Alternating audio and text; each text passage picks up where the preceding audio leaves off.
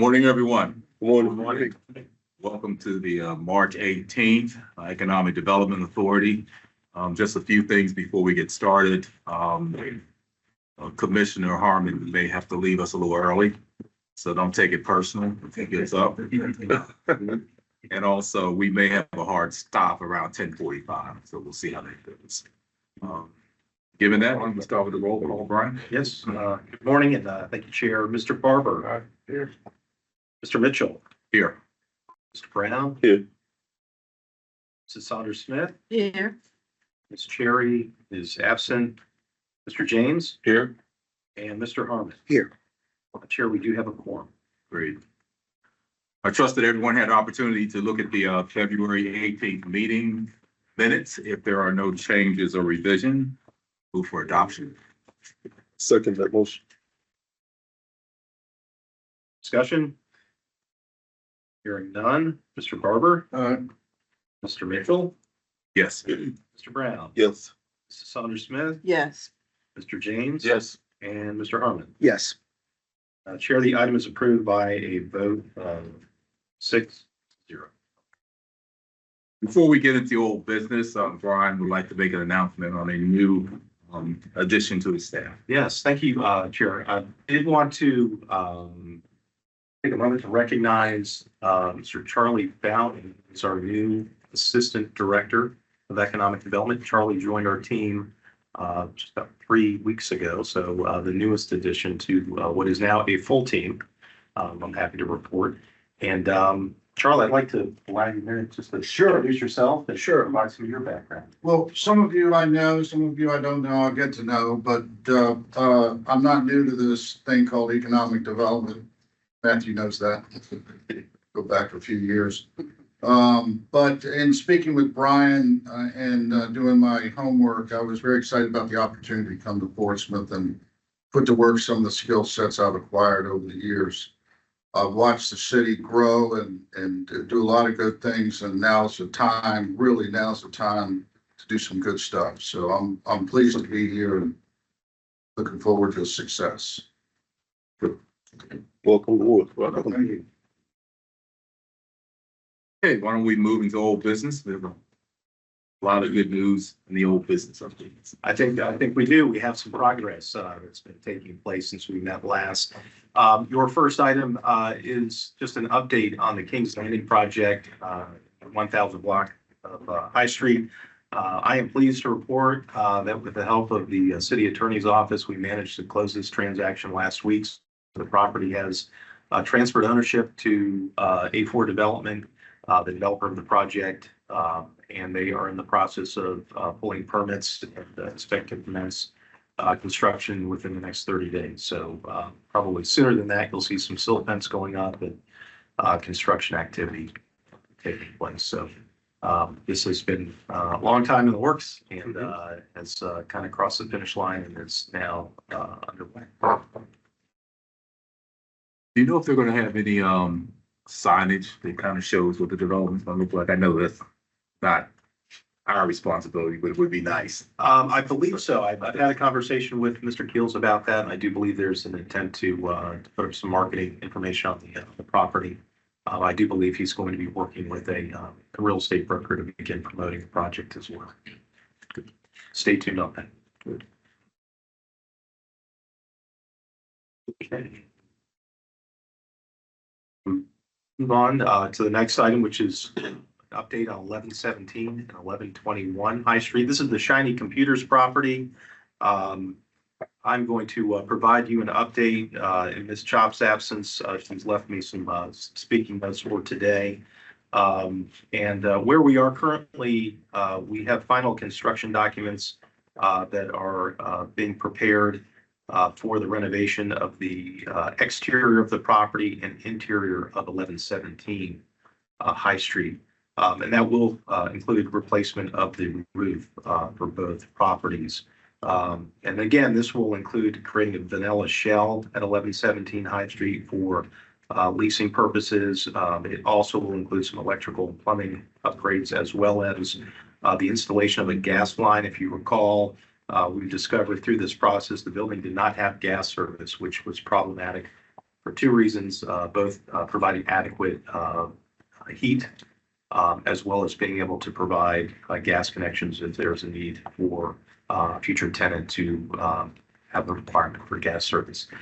So that has been addressed. The plans are being finalized, and we expect that they will go out to bid as soon as they are provided in final form, which should happen within the next 30 days. Brian, did you say that space was about, did you say 18,000 square feet?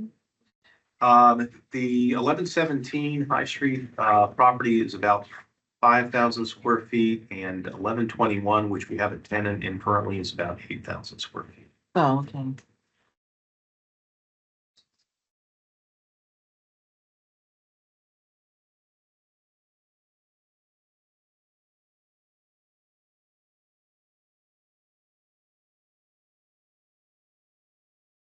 And 28 High Street, commonly referred to as the Holmes property. This property, which we are moving forward with the demolition and clearance of the blight and the dilapidated structures, is moving forward. We have received the demolition plan for the project. We did submit comments to Kimley Horn, which is the consultant responsible for those documents. And they're going to be submitting the plans now for city review this week. After which we will post for bid. So I would expect that to happen certainly within the next 30 days, but I think that will be, just because of the nature of the work, a quicker bid process. So our hope and our expectation is that this will move forward in April. We're trying to see if we can get those properties down in advance of the High Street Mural Festival that is planned for May. So we're working to that target date. That will include clearance of the buildings down to the building slab.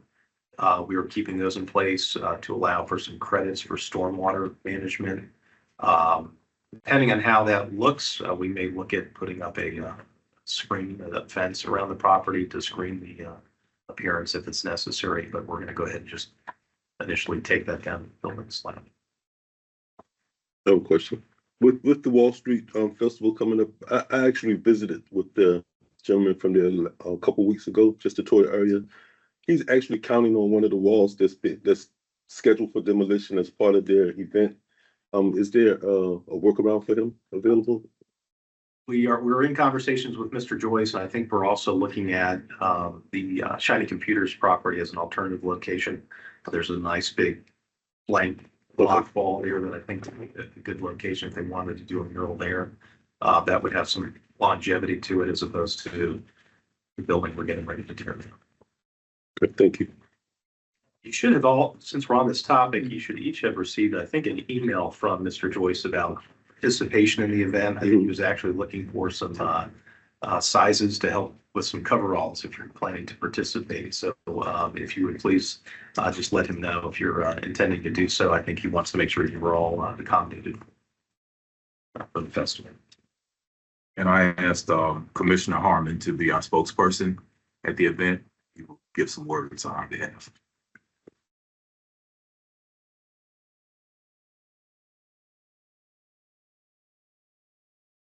Just a real quick update. This one question we go for that. Since that building has such high visibility, 1117, will we have approval on what's going to go there? Drawing, artwork? Oh, absolutely. Okay. Yes, yes, yeah, absolutely. Any murals that would be proposed for EDA property would need to come before you for agreement approval. Okay. Yes, sir. Just a real quick update on the EDA Budget Committee. We have been working to get a follow-up meeting on the calendar. It's been a little bit of a challenge just in terms of the scheduling of that, but I do believe we're meeting this week, I think Yes. Thursday, to go over amended budget. We are on schedule.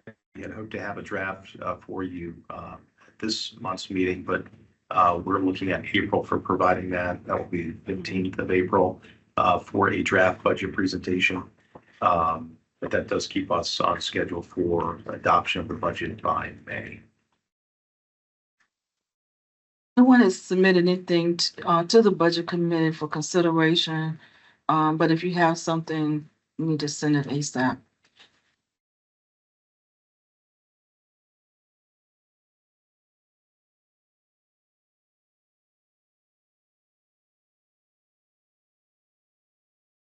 The next item on your agenda is your EDA annual retreat, and Chairman Mitchell, I'm going to hand this one over. Okay. Okay, we're excited about our annual retreat. We have identified April 11th as the date. Originally, we were going to try to combine it over 2 days, but we feel we'll be able to do it in 1 day. If we need some extra time, we will adjust accordingly. But we're going to talk about the Crawford Bay Initiative, the Innovation District, and the Entertainment District. And really drilling down and getting anchored in terms of what those three components requirements are, and also as well as trying to identify best usage of some of the properties that we have. I'm excited about it. It's our first step forward in a big way in terms of what the Innovation District might look in partnership with other parts of the city council. I hate to ask this. Mhm. Is there any flexibility in that day? I didn't have it on my calendar as a possible day. Yeah, we have April 11th, and I think the 18th. Yeah.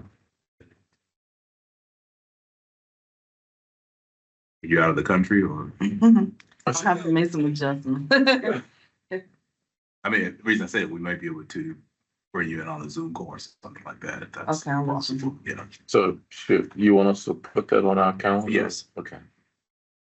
Got you.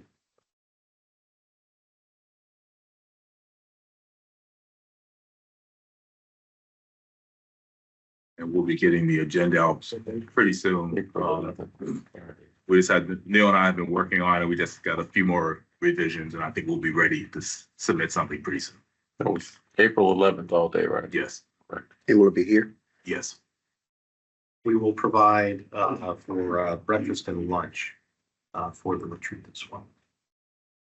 What time is the start date? 9 o'clock, 8 o'clock? We We have a 9 o'clock start. 9 o'clock? But what we'll do is we'll send out a formal calendar invite. Okay. With the details to include the agenda this week, so you can get that on the calendar.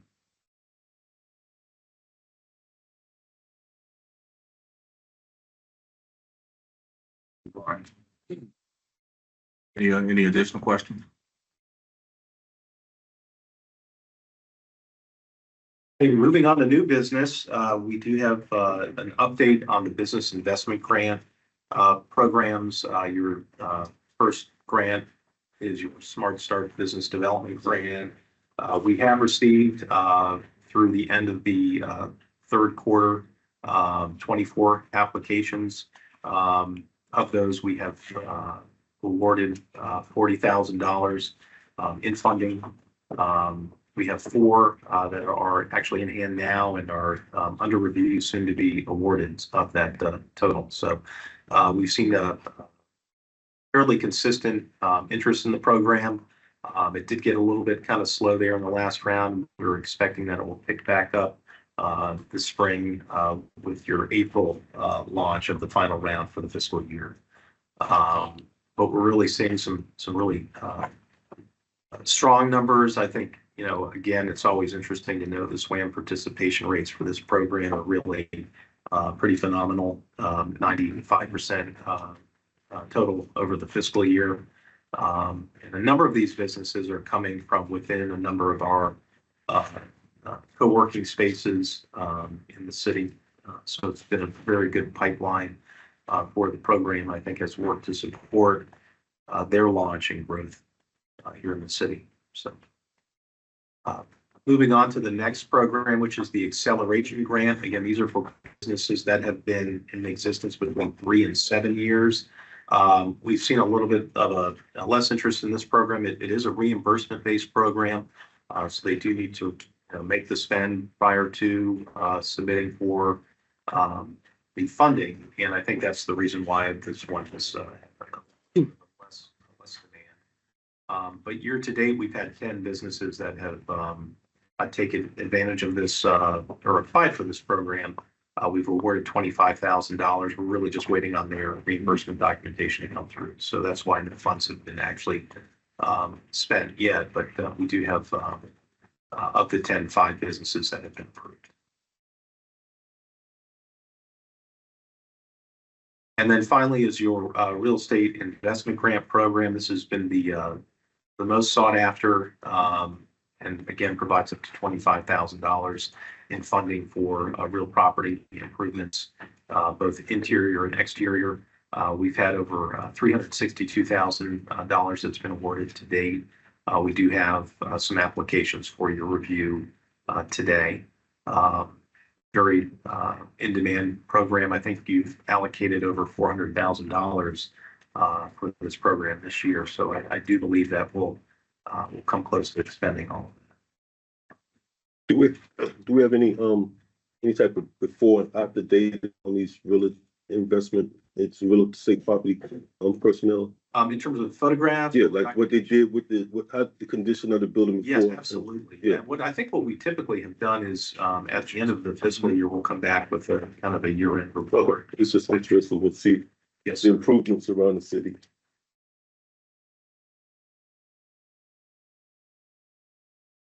We can certainly bring that to you in July, probably.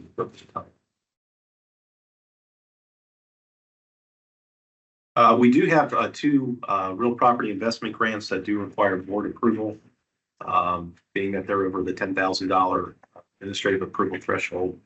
The first is for 2025 High Street. Joro Fleet Services is proposing to replace their warehouse garage doors and then install new epoxy flooring within the property, as well as security cameras. Their total project cost is $67,000. They're asking for 37% of that to be reimbursed, which is your maximum limited amount of $25,000 under the program.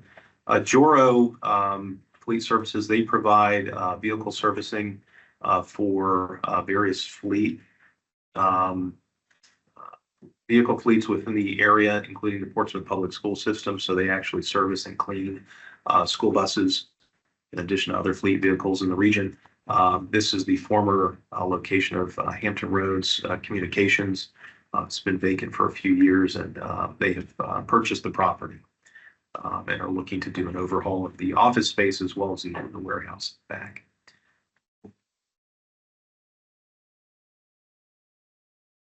The second grant is 3204 Tire Neck Road. Thornton Electrical Services has purchased this property. They are looking to give the inside a refresh and overhaul with interior painting as well as on the outside, and then are looking to install a new sign, which is actually there at the bottom. You'll see the rendering. This property has been on the market for probably 3 or 4 years and is finally transacted. So pleased to have a new small business there, a contracting company in the Churchland area. Their ask is for just over $12,000. You can see there $12,250. It's a 50% of the project cost of $24,000.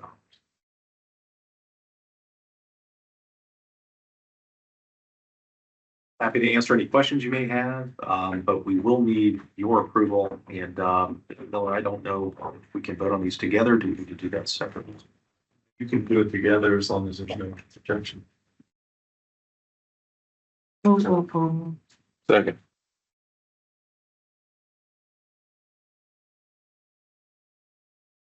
And the second was Mr. James. Okay.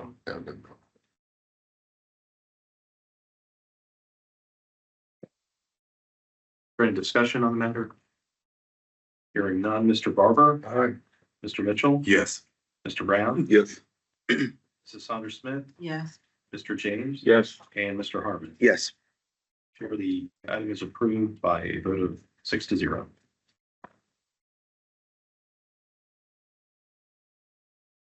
Before we go into the closed meeting, let me just go back to the EDA annual retreat. I failed to mention that the architectural drawings that we have for the enterprise building will be reviewed at that meeting. And I'm pretty excited. I'm hoping they'll come back with something that we all like. And it looks like we're moving forward with the coffee retail store there as well. So that should be good.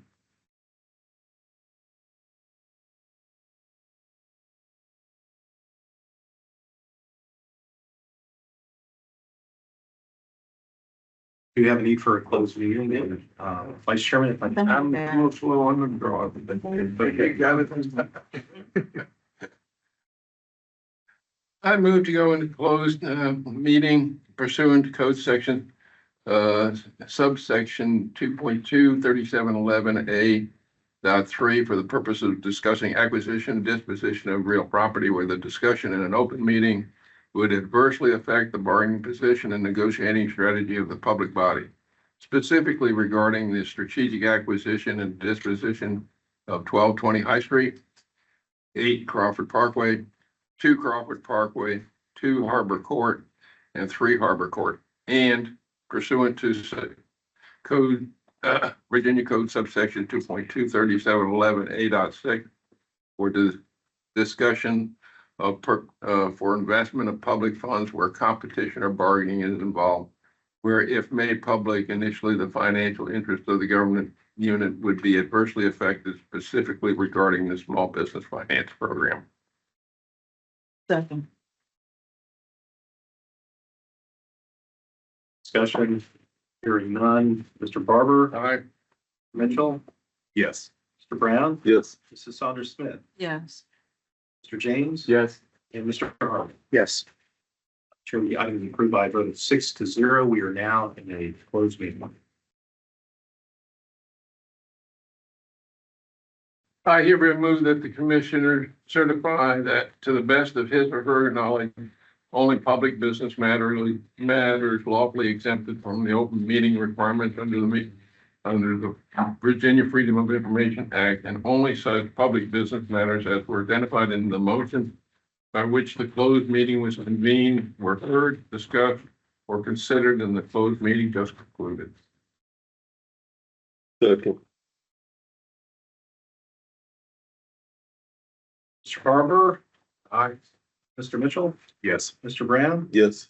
Mrs. Saunders Smith, Yes. Mr. James. Yes. And Mr. Harmon. Yes. Chair, the item is approved by a vote of 6-0. We are now back in an open meeting.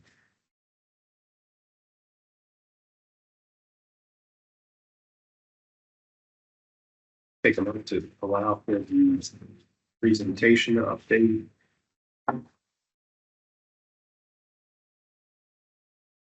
And we do have an item on the agenda, which does require action, as it relates to 1220 High Street. And have two.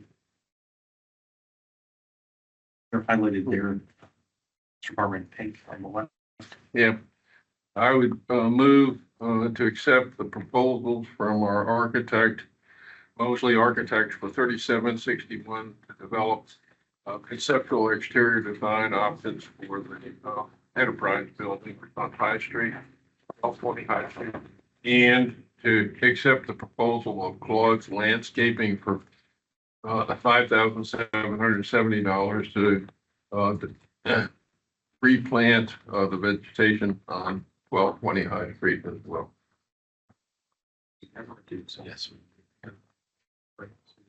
Second emotion. Voting on these together, I'll read the roll. Mr. Barber. Aye. Mr. Mitchell, Yes. Mr. Brown, Yes. Mrs. Saunders Smith, Yes. Mr. James. Yes. And Mr. Harmon. Yes. Chair, the item is approved by a vote of 6-0.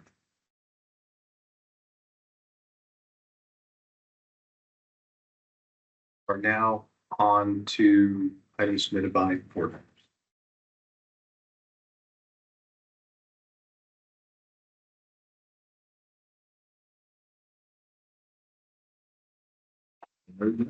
Okay, having heard them, we'll move on to report backs. And Chair, I do not have a report back for you this morning. I think we covered that all during the course of your regular agenda.